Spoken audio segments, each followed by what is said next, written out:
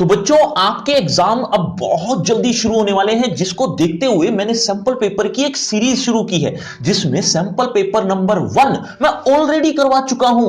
अगर आप देख चुके हैं तो वेल एंड गुड, अगर नहीं देख पाए तो कोई बात नहीं, इस वीडियो के एंड में देख लेना। इसका लिंक आपको डिस्क्रिप्शन बॉक्स में ऊपर ही मिल जाएगा। लेकिन आज के वीडियो में हम सैंपल पेपर नंबर 2 करने वाले हैं और एक बोनस बात भी बता देता हूं, सैंपल पेपर नंबर 2 तो आज करेंगे ही, साथ ही साथ सैंपल पेपर नंबर 3 भी आज ही करेंगे इसी वीडियो में। तो आप हमारे साथ अंत तक बने रहिएगा। तो चलिए शुरू करते हैं। नमस्ते, मेरा नाम आशीष है। तो बच्चों जैसा कि आपको पता है कि पहला जो प्रश्न होगा वो आपको अपठित गद्यांश का देखने को मिलेगा, अपठित गद्यांश, और इससे अगला जो प्रश्न होगा वो अपठित पद्यांश का देखने को मिलेगा। ये दोनों ही प्रश्न आपको पढ़ने पड़ेंगे, उसके बाद आपको क्वेश्चन के आंसर देने हैं। दो प्रश्न ये इसी तरीके के मिलेंगे, लेकिन इसके बारे में हम थोड़ी देर में बात करेंगे। पहले व्याकरण पर चलते हैं, यानी खंड ख पर। खंड ख का व्यावहारिक व्याकरण, इसमें जो प्रश्न नंबर 3 है उसका पहला प्रश्न पढ़ो। निम्नलिखित में से किन्हीं 4 के उत्तर देना है, लेकिन मिलेंगे आपको कितने? 5। व्यवहारिक व्याकरण का पहला प्रश्न देखिए, कल मुझे दिल्ली जाना है और फिर जयपुर, सरल वाक्य में बदलिए। अब इस वाक्य को आपको सरल वाक्य में बदलना है। ऑप्शन सुनो। ऑप्शन ए, कल मुझे दिल्ली जाकर फिर जयपुर जाना है। ऑप्शन बी, मुझे कल दिल्ली जाना है और फिर जयपुर। ऑप्शन सी, जयपुर के बाद मुझे कल दिल्ली जाना है। ऑप्शन डी, कल मुझे दिल्ली जाना है और उसके बाद जयपुर जाना है। बच्चों इसके आंसर बताने के 2 तरीके हैं। पहला तरीका यह कि मैं आंसर बता दूं, उससे आपको ढेला फर्क नहीं पड़ेगा, यानी यूं कह सकते हो कि कोई फायदा नहीं होगा। इससे अच्छा यह है बच्चों कि आप मुझे आंसर बताइए और फिर देखिए कि आपने कितना समझा, कितना पढ़ा। तो बच्चों आप अपना कमेंट बॉक्स तैयार रखिए, मैं प्रश्न पूछता जाऊंगा, 5 सेकंड आपको मिलते रहेंगे और 5 सेकंड में आपको जवाब देना है। तो इसके लिए 5 सेकंड शुरू होते हैं अब।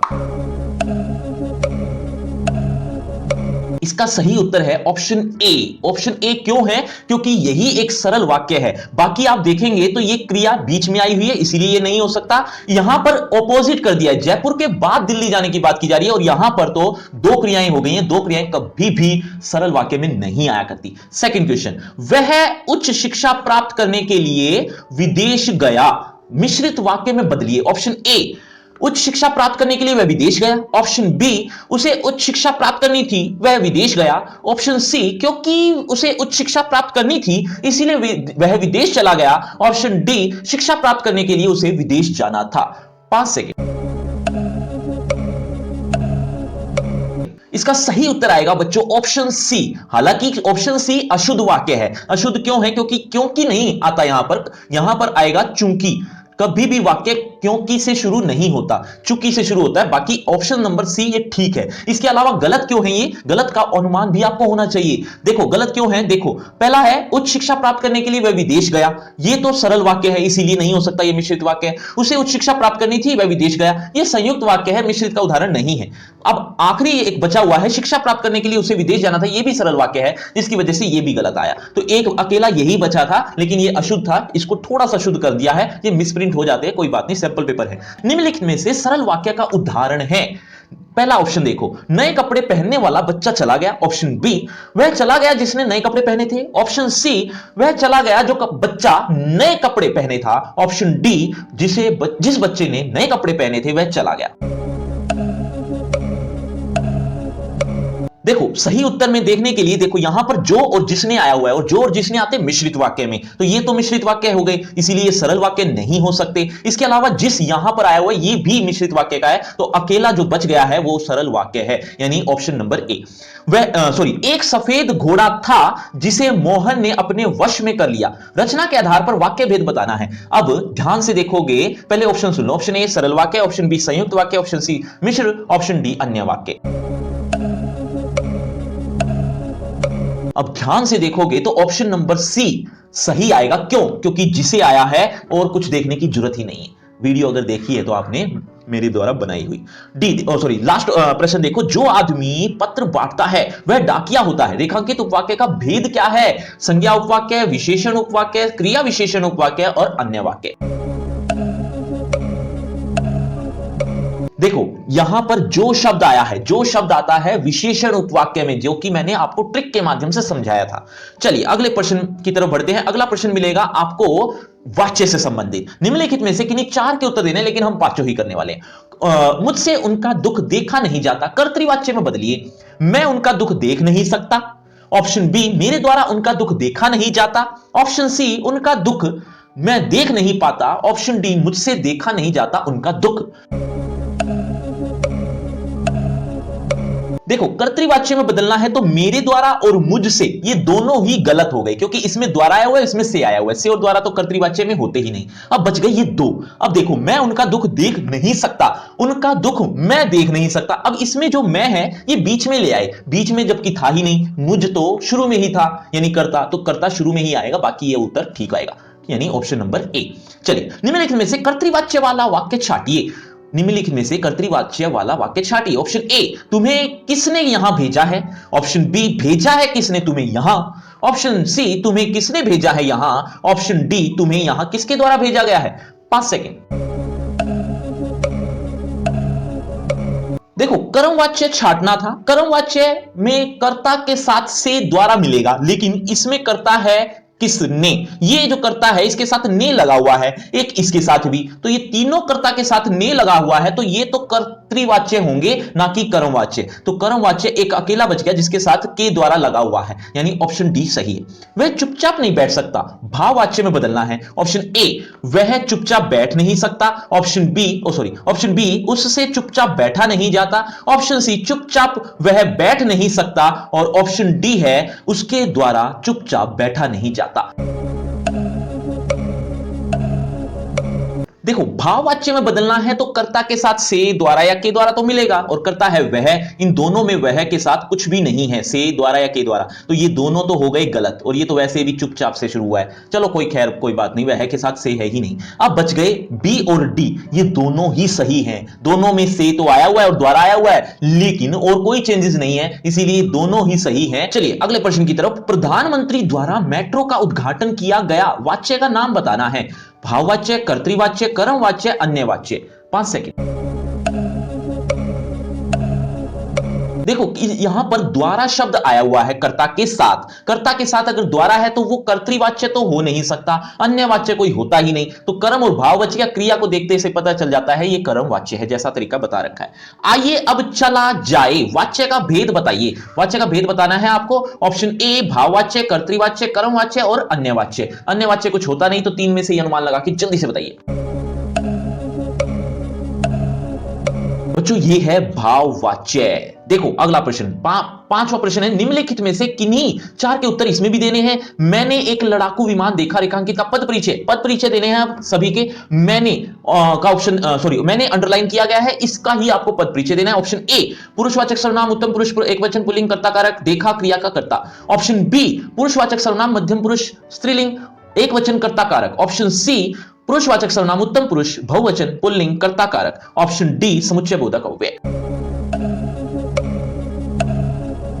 देखो बच्चों, मैंने शब्द आया है, मैंने है सर्वनाम। सर्वनाम तो यहां पर 3 में आया हुआ है, ये 3 में, ये तो हो गया गलत। सर्वनाम ही है, लेकिन पुरुषवाचक सर्वनाम है, इस बात में भी कोई शक नहीं है। तो पुरुषवाचक पुरुषवाचक पुरुषवाचक ये तीनों ही सही हो गए, लेकिन मैंने है उत्तम पुरुषवाचक। उत्तम पुरुषवाचक इन 2 में सही आया, तो ये गलत हो गया। अब आ गया एक वचन और बहुवचन। ये आपको देखने से ही पता चल रहा है कि ये एक वचन है, बहुवचन गलत है, इसीलिए बचा हुआ यानी ए ऑप्शन ठीक है। आगे देखते हैं। इसी तरीके से आपको भी सॉल्व करना है जब आपका एग्जाम आएगा।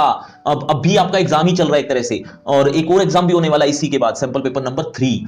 देखो ख प्रश्न देखिए, उसकी दुष्टता किसी से छिपी नहीं है। पद परिचय देना है दुष्टता का। तो ऑप्शन ए, जातिवाचक संज्ञा एकवचन पुल्लिंग। ऑप्शन बी, भाववाचक संज्ञा एकवचन स्त्रीलिंग। ऑप्शन सी, भाववाचक संज्ञा बहुवचन पुल्लिंग। ऑप्शन डी, जातिवाचक संज्ञा एकवचन स्त्रीलिंग। देखो, धृष्टता है भाववाचक संज्ञा, तो ये भाववाचक संज्ञा यहां पर भी आई हुई है, यहां पर भी आई हुई है, लेकिन यहां पर बहुवचन है, यहां पर एक वचन है, तो आपको देखने से ही पता चल रहा है कि ये एक वचन है। और दूसरी बात, यहां पर स्त्रीलिंग भी है। स्त्रीलिंग है तो स्त्रीलिंग और पुल्लिंग में तो काफी फर्क है, धृष्टता से ही पता चल रहा है। तो पुल्लिंग ये आएगा नहीं, बहुवचन भी नहीं है, तो ऑब्वियस बात है कि भाववाचक संज्ञा एक वचन स्त्रीलिंग, ये सही उत्तर आएगा। चलिए अगला प्रश्न। रोहित बहुत भाग्यशाली है, रेखांकित का पद परिचय देना है। रोहित अंडरलाइन है, ऑप्शन ए व्यक्तिवाचक संज्ञा पुल्लिंग एकवचन कर्ता कारक, ऑप्शन बी व्यक्तिवाचक संज्ञा बहुवचन पुल्लिंग कर्ता कारक, ऑप्शन सी सर्वनाम मध्यम पुरुष एकवचन पुल्लिंग, ऑप्शन डी जातिवाचक संज्ञा पुल्लिंग एकवचन। आपको ज्यादा समय चाहिए तो वीडियो को रोककर भी देख सकते हो, आंसर दे सकते हो। देखो रोहित है व्यक्तिवाचक संज्ञा, और व्यक्तिवाचक संज्ञा सिर्फ दो में आई है, बाकी दो गलत हो गए। ये दो गलत हो गए तो दो में ही सोचना है हमें। एक पुल्लिंग है यहां पर भी पुल्लिंग है, लेकिन यहां पर एक वचन है और यहां पर बहुवचन है, और रोहित एक वचन है, इसीलिए ऑप्शन ए बिल्कुल करेक्ट है। वह चुपचाप वहां से चला गया, रेखांकित का पद परिचय देना है। एक बार फिर बोल रहा हूं, वह चुपचाप वहां से चला गया। ऑप्शन ए कालवाचक अव्यय एक वचन पुल्लिंग, ऑप्शन बी रीतिवाचक अव्यय एक वचन पुल्लिंग, ऑप्शन सी स्थानवाचक अव्यय एक वचन पुल्लिंग, ऑप्शन डी सकर्मक क्रिया स्त्रीलिंग और एक वचन। चुपचाप का पद परिचय देना है। देखो सबसे पहले तो यही बता देता हूं कि ये अव्यय है, और अव्यय सब में ही दिया हुआ है एक को छोड़कर, तो एक गलत हो जाता है। अव्यय बाकियों में है, लेकिन ये कौन सा अव्यय है? ये है क्रिया विशेषण। लेकिन क्रिया विशेषण के भी कई भेद होते हैं, ये है कालवाचक, स्थानवाचक और रीतिवाचक, ये तीनों ही क्रिया विशेषण के भेद हैं, और भी होते हैं लेकिन ये तीनों ही क्रिया विशेषण के हैं। तो लेकिन ये समय के बारे में तो बता नहीं रहा, इसलिए कालवाचक नहीं हो सकता। स्थान के बारे में भी नहीं बता रहा, तो ये स्थानवाचक भी गलत है। बच गया एक रीतिवाचक क्रिया विशेषण अव्यय है ये चुपचाप। बाकी के ऑप्शन अपने आप ये ठीक हो जाएंगे, क्योंकि बचा ही एक। चलिए आखिरी प्रश्न है, प्रिया हंस रही है। हंस रही है का पद परिचय सकर्मक क्रिया, संयुक्त क्रिया, एक वचन पुल्लिंग, वर्तमान काल। दूसरा है अकर्मक क्रिया, प्रेरणार्थक क्रिया, एक वचन स्त्रीलिंग, वर्तमान काल। ऑप्शन सी अकर्मक क्रिया, संयुक्त क्रिया, एक वचन स्त्रीलिंग, वर्तमान काल। ऑप्शन डी प्रेरणार्थक क्रिया, एक वचन स्त्रीलिंग, कर्तृवाच्य, वर्तमान काल। देखो बच्चों, हंस रही है ये एक प्रेरणार्थक क्रिया नहीं है। प्रेरणार्थक क्रिया वो होती है जो दूसरों को प्रेरणा देकर काम करवाया जाए, जबकि यहां तो खुद किया जा रहा है, यानी हंसा जा रहा है, खुद किसी से हंसवाया नहीं जा रहा। तो प्रेरणार्थक क्रिया यहां पर दो में आया हुआ है, तो दोनों ही गलत हो गए, प्रेरणार्थक क्रिया नहीं है। अब बच गई सकर्मक क्रिया और अकर्मक क्रिया। आप ये अच्छे से जानते होंगे अगर क्रिया पर वीडियो देख चुके हैं तो। लिंक आपको डिस्क्रिप्शन बॉक्स में व्याकरण का पूरा फ्री क्रैश कोर्स आ गया है, देख लीजिए, वरना बहुत दिक्कत होगी व्याकरण में। चलिए ये ट्रिक के माध्यम से आसानी से आप समझ ही गए होंगे, ये एक अकर्मक क्रिया है। चलिए अगले प्रश्न की तरफ बढ़ते हैं। अगला प्रश्न है, निम्नलिखित में से किन्हीं चार के उत्तर दीजिए। अब की बार रस से संबंधित है बच्चों। निम्नलिखित में से रौद्र रस का संचारी भाव कौन सा है? ऑप्शन सुनो। ऑप्शन ए गर्व, मोह, मद और क्रूरता। ऑप्शन बी स्मृति, उत्कंठा, चंचलता। ऑप्शन सी आवेग, मूर्छा, व्याधि। ऑप्शन डी उत्सुकता, हर्ष और चंचलता। आपके 5 सेकंड शुरू होते हैं अब। देखो बच्चों 5 सेकंड तो खत्म हो गए, लेकिन आपका ऑप्शन नंबर ए सही होगा, बिल्कुल सही है ऑप्शन नंबर ए। अब ये कैसे पता चलेगा? ये रौद्र रस का ही नहीं, बाकी रस के बारे में भी मैंने एक ट्रिक के माध्यम से, ट्रिक तो नहीं, एक टेबल बनाई गई है आपके लिए। टेबल में आपको सारे रस के सारे भाव पता चल जाएंगे कि कौन से रस का कौन सा भाव है। वो टेबल आपको थोड़ी सी याद जरूर रखनी है, थोड़ी सी नहीं, पूरी ही याद रख लेना, उससे आपको ये नंबर फ्री फंड के मिल जाते हैं अगर वो याद है तो। चलिए प्रश्न नंबर 2, रस की अभिव्यक्ति का कारण क्या है? ऑप्शन ए स्थायी भाव, बी विभाव, संचारी भाव, सात्विक अनुभाव। बच्चों इसका ऑप्शन नंबर ए और ऑप्शन नंबर डी दोनों ही सही है। आपने जो भी दिया दोनों ही में से एक भी दिया है तो भी ठीक माना जाएगा। चलिए आगे, जो सीबीएसई बोर्ड में आप एग्जाम देने वाले हैं उसमें इस तरह की गलतियां, यानी दो ऑप्शन ठीक नहीं मिलेंगे, वहां पर एक ही ऑप्शन ठीक मिलेगा। डोंट वरी, ये तो एक सैंपल पेपर है, मिसप्रिंट हो जाते हैं। चलिए, शांत रस का स्थायी भाव है ऑप्शन ए आश्चर्य, ऑप्शन बी क्रोध, ऑप्शन सी स्नेह, ऑप्शन डी सांसारिक वस्तुओं से उदासीनता। इसमें भी आपको टेबल से पता चल गया होगा कि ऑप्शन नंबर डी सही है, बिल्कुल सही। चलिए अगला प्रश्न की तरफ बढ़ते हैं। जिस पात्र के लिए भाव जागृत हो उसे क्या कहते हैं? जिस पात्र के लिए भाव जागृत होता है। ऑप्शन ए आलंबन, उद्दीपन, अनुभाव, संचारी भाव। ये भी बच्चों टेबल में से ही आया हुआ है, इसका सही उत्तर है ऑप्शन नंबर ए आलंबन। आलंबन में ही पात्र होते हैं बच्चों जिसके भाव जागृत होते हैं। अगला प्रश्न, नाक चढ़े सी सी सी करे। मैं फिर से बोलता हूं, नाक चढ़े सी सी करे, जितई छबीली छैल, फिरी फिरी भूली वही राहे, प्यो कंकरीली। अब इसमें रस बताना है, निहित रस का भेद बताना है। वीर रस, श्रृंगार रस, हास्य रस, वात्सल्य रस। बच्चों इसकी थोड़ी बहुत भी हिंदी आप समझ गए हो तो आप समझ गए होंगे ऑप्शन नंबर सी सही है, हास्य रस। क्यों, कैसे? नाक चढ़े सी सी करे, नाक चढ़ाकर सी सी कर रहा है, कुछ खा लिया, ऐसा कुछ खा लिया जिससे मिर्च लगी हुई है उसको, मिर्च इतनी स्पाइसी, इतनी तेज है कि अब लोग उसको देखकर हंस रहे हैं। वो हास्य रस उत्पन्न हुआ है इस पूरी पंक्ति में, जिसकी वजह से ये ऑप्शन ठीक आएगा। चलिए आगे दिया गया है खंड ग। खंड ग में आपको एक पैराग्राफ देखने को मिलेगा शुरू में, पैराग्राफ जो आप ऑलरेडी पढ़ चुके हैं पाठों में। ये पाठ कौन सा है? कस्बा बहुत बड़ा नहीं था जिसे पक्का मकान कहा जा सके, ये आप समझ ही गए होंगे। ये पाठ नंबर 1 यानी नेताजी का चश्मा, जो आपकी बुक में पाठ नंबर 10 है, तो उससे आया हुआ है। उसमें वो आप पाठ ऑलरेडी पढ़ चुके, दोबारा नहीं पढ़ रहे उस पैराग्राफ को। मैं आपकी स्तर को ऐसे ही देख लेता हूं कि कितना आपको आता है। जैसे कस्बा कैसा था? ऑप्शन ए कस्बा बहुत सुंदर था, ऑप्शन बी कस्बे में सिर्फ अमीर लोग रहते थे, ऑप्शन सी कस्बा बहुत बड़ा नहीं था, ऑप्शन डी कस्बा बहुत छोटा था। 5 सेकंड। इसका सही उत्तर है ऑप्शन सी कस्बा बहुत बड़ा नहीं था। ये एज इट इज आया ही हुआ है इसमें। ऊहा पोह का अर्थ क्या है? ऑप्शन ए ऊंचा नीचा, ऑप्शन बी बहुत विशाल, ऑप्शन सी संपूर्ण, ऑप्शन डी भ्रम। और सही उत्तर है ऑप्शन डी भ्रम, सही उत्तर। चलिए अगले प्रश्न की तरफ। अगला प्रश्न है मूर्ति बनाने का कार्य हाई स्कूल के ड्राइंग मास्टर को क्यों दिया गया? ऑप्शन ए अच्छे मूर्तिकारों की जानकारी न होने के कारण, ऑप्शन बी सरकार द्वारा बजट अधिक होने के कारण, ऑप्शन सी समय होने के कारण, ऑप्शन डी कस्बे के बच्चों की जिद के कारण। इसका सही उत्तर है बच्चों ऑप्शन ए अच्छे मूर्तिकारों की जानकारी न होने के कारण। मूर्ति में क्या कमी रह गई थी? मूर्ति में क्या कमी रह गई थी? ऑप्शन ए मूर्ति संगमरमर की नहीं थी, ऑप्शन बी मूर्ति पर नाक नहीं थी, ऑप्शन सी मूर्ति पर चश्मा नहीं था, ऑप्शन डी मूर्ति की लंबाई बहुत कम थी। ये सबसे आसान प्रश्न था, यूं कह सकते हो कि मूर्ति पर चश्मा नहीं था, ये सही उत्तर है। उपयुक्त गद्यांश में किस शैली का प्रयोग किया गया है? व्यंग्य शैली, यानी जो पाठ आया है वो किस शैली में लिखा गया है? व्यंग्य शैली, ऑप्शन बी हास्य शैली, ऑप्शन सी ए और बी दोनों यानी व्यंग्य और हास्य, और ऑप्शन डी इनमें से कोई नहीं। और सही उत्तर आएगा ऑप्शन बी व्यंग्य शैली, यानी एक व्यंग्य किया गया है देशभक्ति पर, जो लोग मजाक बनाते हैं उन पर। तो बच्चों कोई भी प्रश्न, कोई भी बात अगर आपको समझ में नहीं आ रही तो कमेंट करके पूछ भी सकते हो। जल्दी से आगे देखो। निम्नलिखित प्रश्नों के सर्वाधिक उपयुक्त विकल्प का चयन कीजिए। अब 2 प्रश्न आपको बिना पैराग्राफ के भी बताने हैं। नेताजी का चश्मा पाठ में पान वाले के उदास होने का क्या कारण था? ऑप्शन सुनो। ऑप्शन ए मूर्ति पर चश्मा न होना, ऑप्शन बी कैप्टन चश्मे वाले की मृत्यु, ऑप्शन सी सच्चे देशभक्तों की कमी, ऑप्शन डी पान की बिक्री न होना। देखो इसका सही उत्तर आएगा बच्चों कैप्टन चश्मे वाले की मृत्यु ही पान वाले को उदास कर रही थी, बाकी ऑप्शन गलत थे। बाल गोविंद भगत के माथे पर चंदन को क्या कहा जाता है? पाठ में आया हुआ है। ऑप्शन ए रामानंदी संप्रदाय का चंदन, ऑप्शन बी कृष्ण संप्रदाय का चंदन, ऑप्शन सी ब्रह्म संप्रदाय का चंदन, ऑप्शन डी मुगल संप्रदाय का चंदन। और इसका सही उत्तर है ऑप्शन ए रामानंदी संप्रदाय का चंदन। चलिए अगले प्रश्न की तरफ बढ़ते हैं। अगला प्रश्न पैराग्राफ से आएगा। पैराग्राफ दिया गया है छोटा सा, मन की मन ही माज रही, कहिए जाए कौन पर उद्धव, ना ही परत कही। ये पैराग्राफ कहां से आया है ये आपको पता चल ही गया होगा। सूरदास के पद पहले ही कविता है जिसमें कुछ प्रश्न दिए गए हैं, उसको हम सोल्व करेंगे। मन की मन ही माज रही का आशय निम्न में से क्या हो सकता है? ऑप्शन ए मन को मन से साफ करना, ऑप्शन बी मन की अभिलाषा मन में रखना, ऑप्शन सी मन को मन से दूर रखना, ऑप्शन डी मन को मन की बात मानने से रोकना।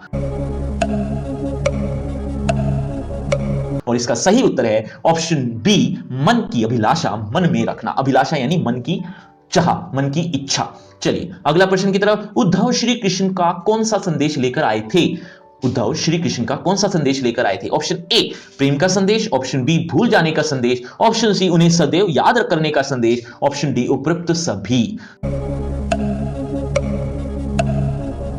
देखो बच्चों इसका उत्तर थोड़ा कंफ्यूजन भरा है। दरअसल वो ऑप्शन ए प्रेम का संदेश भी था, ऑप्शन बी भूल जाने का संदेश भी था। क्यों? क्योंकि श्री कृष्ण चाहते थे कि वो अब मुझे याद करके ज्यादा तड़प महसूस ना करें, वो अब अपना जीवन जिए, मुझे याद करके कब तक वो जिएंगे, कब तक तड़पते रहेंगे। वो एक ऐसा संदेश देने की कोशिश कर रहे थे ताकि गोपियां समझ जाएं कि वो उन्हें भूल जाए तो ही बेहतर है। चलिए आगे बढ़ते हैं। तो ये दोनों ही ऑप्शन ठीक माने जाएंगे। चलिए, गुहारी शब्द का सही अर्थ क्या, सही अर्थ का चयन करना है। गुहारी का गूंथना, पुकार, षड्यंत्र, भूलना। इसका सही उत्तर आएगा ऑप्शन बी पुकार। चलिए अगले प्रश्न की तरफ बढ़ते हैं। गोपियां किस कारण मन की व्यथा सह रही थी? गोपियां किस कारण मन की व्यथा सह रही थी? ऑप्शन ए इस उम्मीद में कि श्री कृष्ण लौट कर आएंगे, ऑप्शन बी यह सोचकर कि वे सदैव उनसे प्यार करती रहेंगी, ऑप्शन सी यह सोच केवल सूरदास की है, ऑप्शन डी श्री कृष्ण अपना वादा निभाते हैं। और इसका सही उत्तर है ऑप्शन ए इस उम्मीद में कि श्री कृष्ण लौट कर आएंगे, इसीलिए वो अपनी व्यथा सहन जैसे तैसे कर ही रही थी। आगे बढ़ते हैं। उद्धव के द्वारा योग संदेश भिजवाकर कृष्ण चाहते थे कि गोपियां उन्हें भूल जाएं। इस कार्य से गोपियों की क्या दशा कैसी थी? एक बार फिर से, उद्धव के द्वारा योग संदेश भिजवाकर श्री कृष्ण चाहते थे कि गोपियां उन्हें भूल जाएं। इस कार्य से गोपियों की दशा कैसी थी? ऑप्शन ए वे सभी बहुत खुश थी, ऑप्शन बी वे सभी अत्यधिक दुखी थी, ऑप्शन सी वे सभी उद्धव को सम्मान दे रही थी, ऑप्शन डी में से कोई नहीं। ये सबसे आसान प्रश्न था, इसीलिए ऑप्शन बी सही उत्तर आएगा, वे सभी अत्यधिक दुखी थी। चलिए अगले प्रश्नों की तरफ। निम्नलिखित में से निर्देशानुसार विकल्पों का चयन कीजिए। ऑप्शन ए परशुराम ने राजाओं से अनेक बार भूमि जीतकर किसको दी? बच्चों, आपकी क्लास से रिलेटेड एक फ्री क्रैश कोर्स आ गया है जिसका लिंक डिस्क्रिप्शन बॉक्स में ऊपर ही दिया गया है, जल्दी से जाकर क्लिक कर लीजिए। अभी नहीं, वीडियो के एंड में। और इसके साथ साथ अभी आपको ये और बता देता हूं, वो बिल्कुल फ्री है, कोई पैसा चार्जेस कुछ नहीं है उसके लिए, वो थोड़ी मेहनत की गई है, आपको वो पसंद आएगी, एक बार जरूर देख लेना। देखो, परशुराम ने राजाओं से अनेक बार भूमि जीतकर किसको दी? स्वयं रखी, ब्राह्मणों को, गरीबों को, अपने गुरु को। इसका सही उत्तर है ऑप्शन बी ब्राह्मणों को बिना वजह दान में दे दी है, ऐसा लाइन में आया था। गोपियों ने योग की शिक्षा कैसे लोगों के लिए उचित बताई है? संतों, कठोर, चंचल, निर्दयी। यानी संत लोगों के लिए, कठोर लोगों के लिए, चंचल लोगों के लिए या निर्दयी लोगों के लिए। इसका सही उत्तर है ऑप्शन सी चंचल लोगों के लिए, यानी जिनका मन स्थिर नहीं है। तो बच्चों, ये था सैंपल पेपर नंबर 2। अब बात करते हैं सैंपल पेपर नंबर 3 की। लेकिन उससे पहले आपको यह बताना है कि आज आपके जो 34 प्रश्न हुए हैं, यानी 34 क्वेश्चन आज के वीडियो में हुए हैं, उसमें टोटल मार्क्स आपके कितने आए हैं, ये कमेंट करना मत भूलना। और अब बात करते हैं सैंपल पेपर नंबर 3 की। बच्चों, आपके सीबीएसई में रिटन टेस्ट होगा, ना कि ये वीडियो के माध्यम से आपको टेस्ट देना है। रिटन टेस्ट होगा, तो आपसे अब सैंपल पेपर नंबर 3 की रिटन में ही टेस्ट लेते हैं। रिटन टेस्ट कैसे लूंगा मैं, वो देखिए, वो सुन लीजिए। सबसे पहले आपको यह देखना है कि क्या आपके पास 90 मिनट है, यानी 1.5 घंटा आपके पास है, क्योंकि 90 मिनट का पेपर होने वाला है आपका। कहां पर? बोर्ड एग्जाम में। तो वो 90 मिनट जल्दी से निकाल लीजिए, जब भी निकाल लीजिए, चाहे थोड़ी देर बाद निकाल लीजिएगा। जब भी 90 मिनट आपके पास हो, तो इसी वीडियो के डिस्क्रिप्शन में आपको रिटन टेस्ट या रिटन एग्जाम के नाम से एक लिंक मिलेगा। वहां पर आपके लिए पूरा पेपर है, वहां पर आपको जस्ट क्लिक करना है, जो भी आपको आंसर ठीक लगे, लेकिन बड़ी केयरफुली। और लास्ट में जरूर कमेंट करके बताना आपके रिटन एग्जाम में कितने मार्क्स आए। तो चलिए जल्दी से अपने 90 मिनट फ्री कर लीजिए, और हां, घड़ी को लेकर बैठिएगा, जल्दी से आप उस रिटन टेस्ट को देने के लिए तैयार हो जाइए। तो चलिए, शुक्रिया, मिलते हैं किसी और सैंपल पेपर में, तब तक के लिए दीजिए इजाजत। शुक्रिया, धन्यवाद।